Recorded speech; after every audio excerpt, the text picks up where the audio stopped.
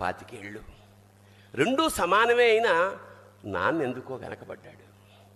ఇంట్లో జీతం తీసుకోకుండా అమ్మ, తన జీతం అంతా ఇంటికే ఖర్చు పెడుతూ నాన్న, ఇద్దరి శ్రమ సమానమే అయినా అమ్మ కంటే నాన్నెందుకో వెనకబడ్డాడు. ఏది కావాలి అంటే అది వడ్డీ పెడుతూ అమ్మ, ఏది కావాలంటే అది కొనిపెడుతూ నాన్న, ఇద్దరి ప్రేమ సమానమే అయినా అమ్మకొచ్చిన పేరు ముందు నాన్నెందుకో బాగా వెనకబడ్డాడు.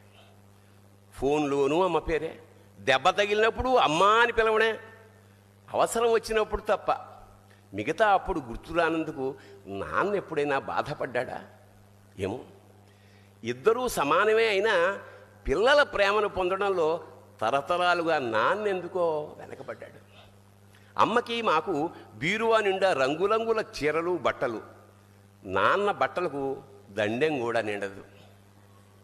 తనని తాను